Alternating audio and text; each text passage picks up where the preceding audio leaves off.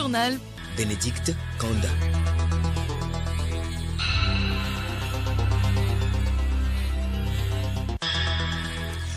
Madame, Monsieur, bonjour et merci de nous rejoindre sur la station du plaisir pour le journal. Voici d'abord le sommaire.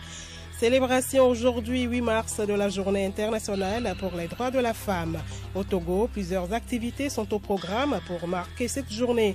Dans un message, la ministre en charge de la promotion de la femme appelle à des réflexions pour la promotion de la femme.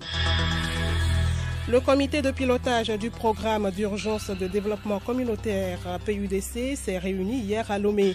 Une synthèse des activités réalisées en 2018 a été présentée au cours de la réunion présidée par le Premier ministre Komi Selam Klasso.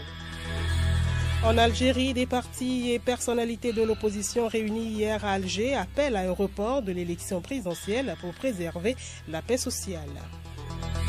Et puis sport, football, les championnats nationaux de football de première et deuxième division sont au programme ce week-end. En D1, ce sera la 9e journée, alors que la D2 zone sud joue pour le compte de la 17e journée.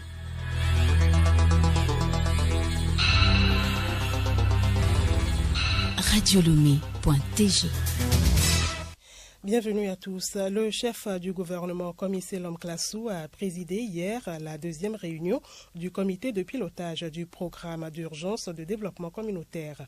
La rencontre a été l'occasion pour le dit comité de présenter une synthèse des activités réalisées au cours de l'année 2018 afin de mieux projeter l'avenir.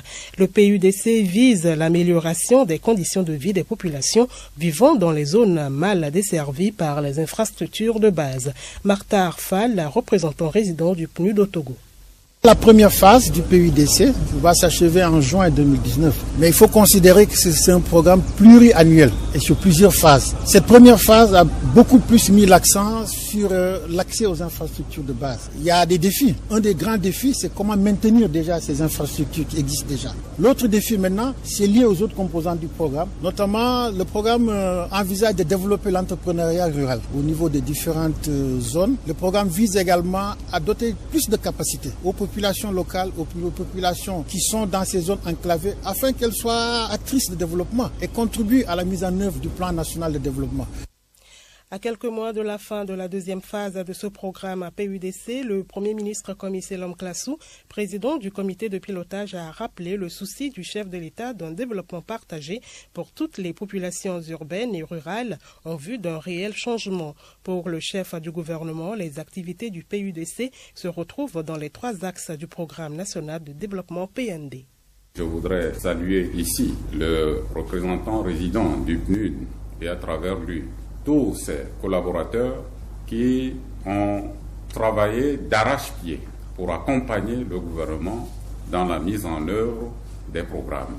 Aujourd'hui, nous nous réjouissons de la mise en œuvre de beaucoup de réalisations au profit de nos populations, surtout en milieu semi-urbain et en zone rurale.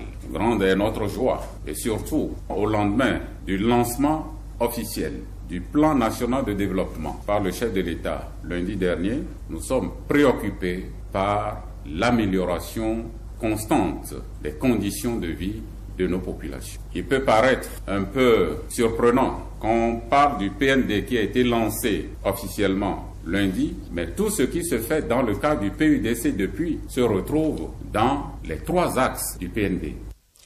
Les membres du comité de pilotage ont souligné les efforts du gouvernement qui, sous le leadership du président de la République, a déjà mobilisé sur fonds propres en faveur du PUDC un montant de plus de 33 milliards de francs CFA sur un budget prévisionnel de 155 milliards de francs CFA.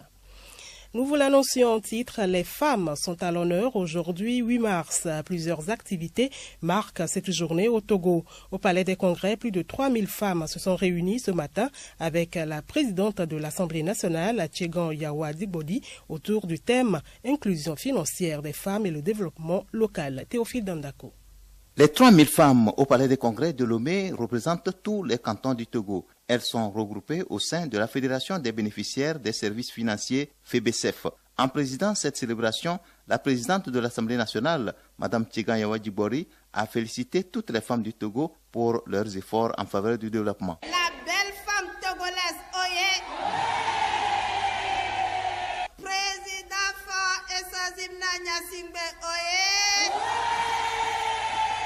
ce jour du 8 mars, vous l'avez choisi en même temps pour cumuler deux événements, fêter la femme togolaise, en même temps que toutes les femmes du monde, mais en même temps célébrer le fruit de vos efforts qui ont été rendus possibles grâce à ce projet ingénieux, cette vision salutaire du chef de l'État de donner à la femme togolaise les ressources pour arriver à créer par elle-même son auto-épanouissement. Quelques 26 meilleurs bénéficiaires des services FNFI ont été primés. En plus, 1 million de francs CFA est allé à la région des Savanes, la meilleure en remboursement. La préfecture de Dagny a reçu 500 000 francs CFA pour être la meilleure en remboursement. Assis Mazameso, secrétaire d'État en charge de la finance inclusive. Les femmes du FNFI, ayant pris connaissance du thème national, l'ont décliné en leur vision et en leur connaissance, notamment l'inclusion financière et le développement local de la femme. C'est à juste titre qu'elles ont voulu, donc, en tant que fédération des bénéficiaires du FNFI qui existe depuis 2015,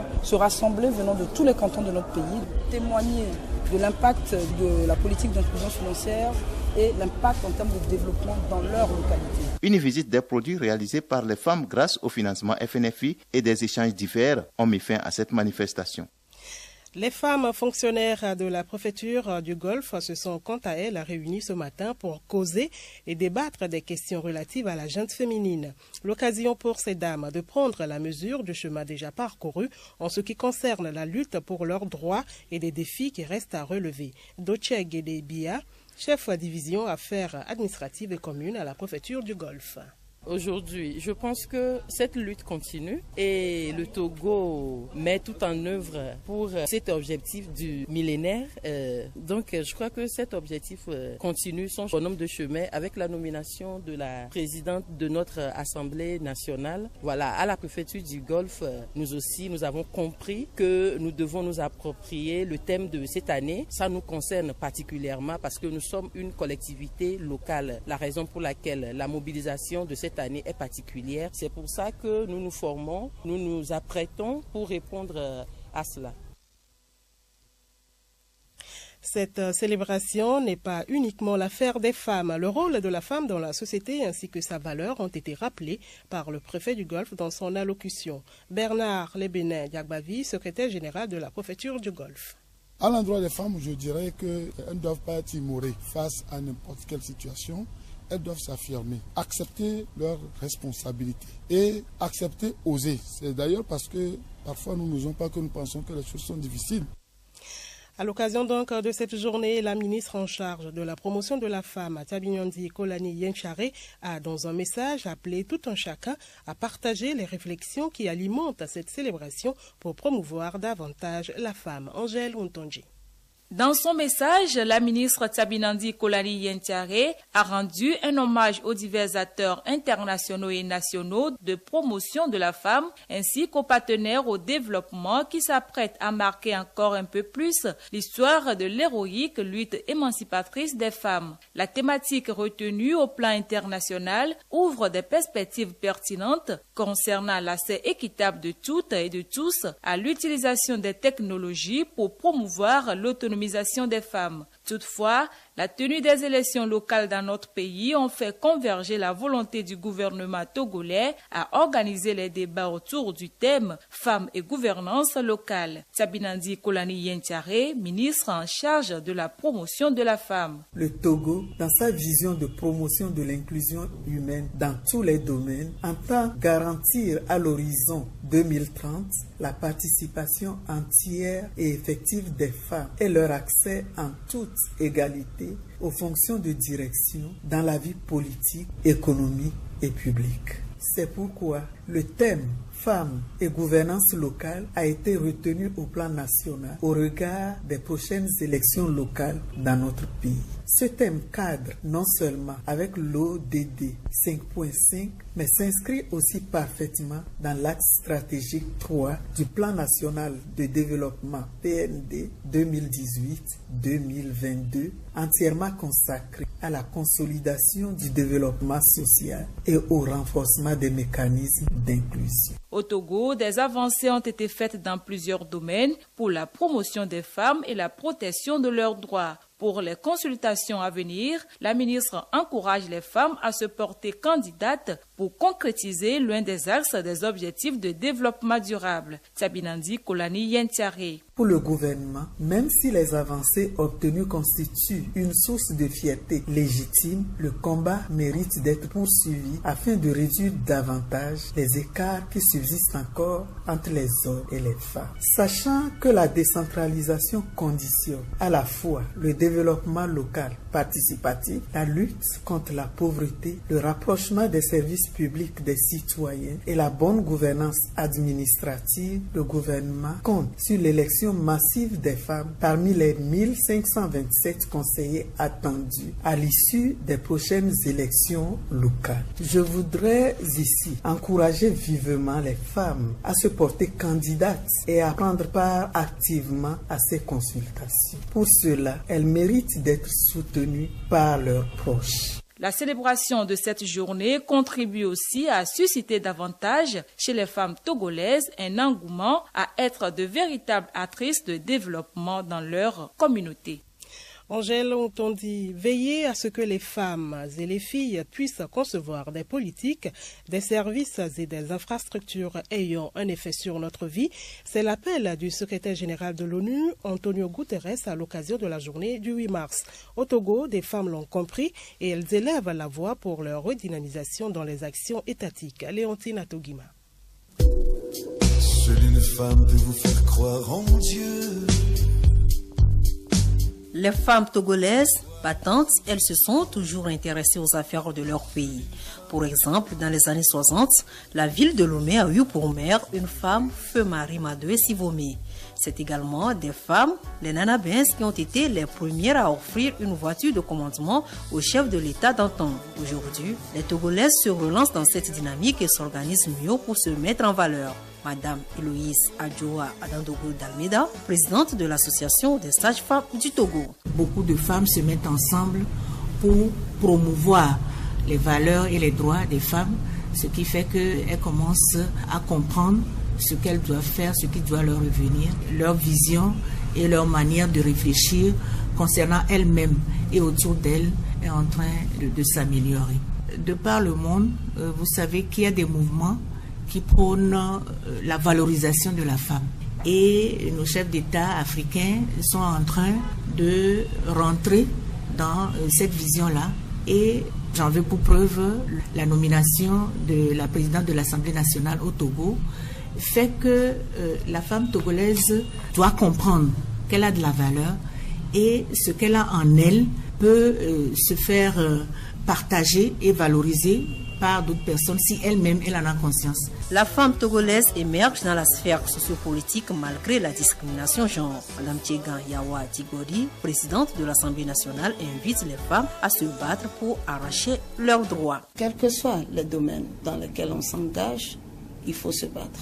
Donc, en politique ou pas, même si c'est dans le commerce, il n'y a aucun domaine d'activité qui soit dénué de difficultés et de combats. Donc je pense que tout autant que les autres secteurs ne sont pas à l'abri de ces genres de défis, la politique aussi est un secteur où si on s'y met et qu'on s'entoure d'un certain nombre de qualités et de valeurs pour le faire, on pourra facilement s'y retrouver. Donc c'est les encourager à croire en elles, surtout à poursuivre un idéal beaucoup plus détaché de sa personne. En pensant aux autres, c'est plus facile de se battre. Se battre pour se déterminer, tel doit être le leitmotiv de la femme togolaise. Elle n'y arrivera pas toute seule. À cet effet, Antonio Guterres, secrétaire général de l'ONU, invite tout et chacun à apporter son soutien aux femmes et filles qui s'efforcent pour supprimer les obstacles à la création d'un monde meilleur pour toutes et pour tous. Merci à vous Léontine Atogima. Sur le continent africain, 6 pays figurent parmi le 20 du monde ayant le plus de femmes au Parlement. Le Rwanda arrive en première position avec 61% de femmes députées contre une moyenne mondiale de 24%.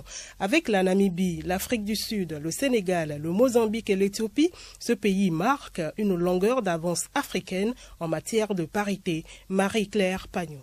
Premier de la classe depuis plusieurs années, le Rwanda devance le Cuba, la Bolivie, le Mexique et la Suède selon les chiffres 2019 de l'Union interparlementaire, un organisme suisse qui fait référence en collectant les données à travers le monde. Avec 46,2% de femmes au Parlement, la Namibie se classe 7e entre Grenade et le Costa Rica. Viennent ensuite l'Afrique du Sud et le Sénégal, 10e et 11e, avant la Finlande, avec environ 42% de femmes au Parlement, respectivement. Quant au Mozambique, 39,4%, il se classe 17e après la France et l'Éthiopie, 38,8%, 19e après l'Argentine. Se distinguent également la Tanzanie, le Burundi, l'Ouganda, le Zimbabwe, le Cameroun et l'Angola, avec plus de 30% de femmes parlementaires.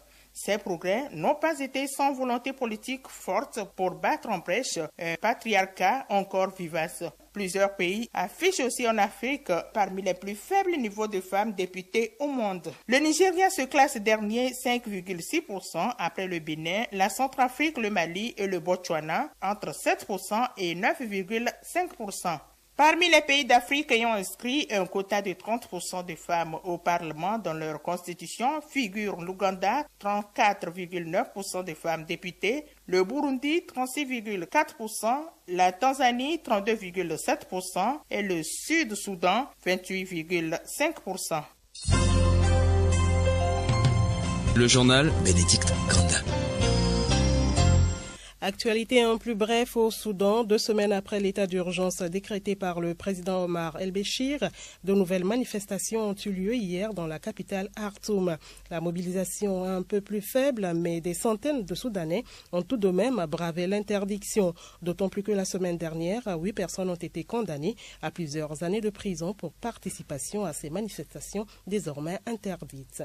En RDC, l'ONU doit renouveler à la fin du mois de mars le mandat de sa mission, la MONUSCO, dans le pays. Mais faute de gouvernement encore nommé et compte tenu de la nouvelle politique, le Conseil de sécurité devrait simplement prolonger de 7 mois le mandat actuel avec quelques ajustements. Les diplomates veulent se laisser le temps d'évaluer avec le nouveau président élu Félix Tshisekedi l'avenir de la mission. Une réduction progressive de ses effectifs devrait toutefois être à l'ordre du jour à l'automne prochain. Et puis, crise algérienne, des partis et personnalités de l'opposition se sont réunis hier à Alger. Les participants qui saluent les manifestations souhaitent que les autorités repoussent les élections.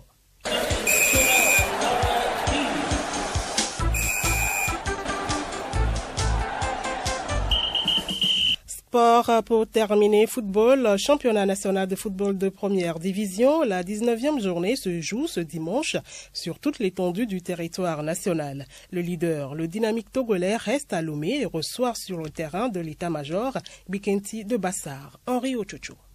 Encore une fois, Dito va se produire à Lomé sur le terrain de l'état-major pour le compte de cette 19e journée du championnat national de football de première division. Leader du moment avec 29 points plus 5 et étant sur une bonne spirale de victoires, la 3e d'affilée, Dito de Lomé va essayer de confirmer tout cela en réceptionnant ce dimanche Bekiti de Bassar qui s'est posé 2 problèmes à ses adversaires lorsqu'il joue en déplacement. Le dauphin Maranatha de Chokbo accueille à Omé l'ASK. Sur le stade Mamandanida de Tchamba, Koroki attend des pieds fermes l'AS Togoport de Lomé. Asko de Kara, qui se trouve dans le ventre mou du classement, joue gros en réceptionnant le 4e Gomido de Kpalimé. Derby du Septentrion à Bafilo entre le 6e Sarasport et la Lanterne Rouge fondant de Dapaon. Anoche Ange FC défie l'AS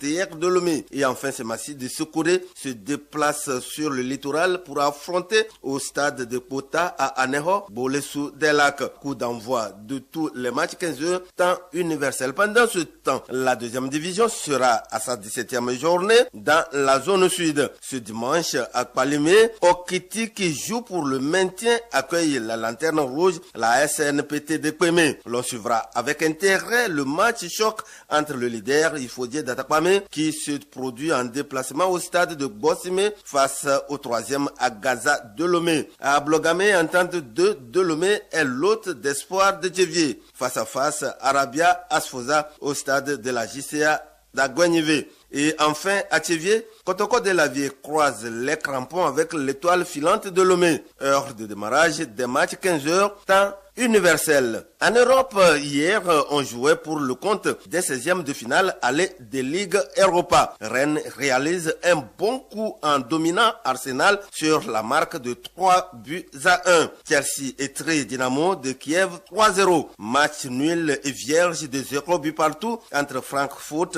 et Inter de Milan. Valence bat FC Krasnodar sur le score de 2-1.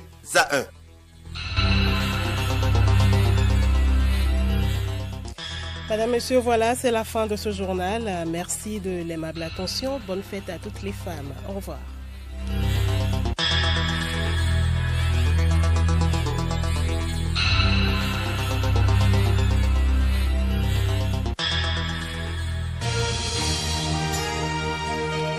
Radio Lomé, boîte postale 434, email radiolomé@radiolomé.tg. radiolomé.tg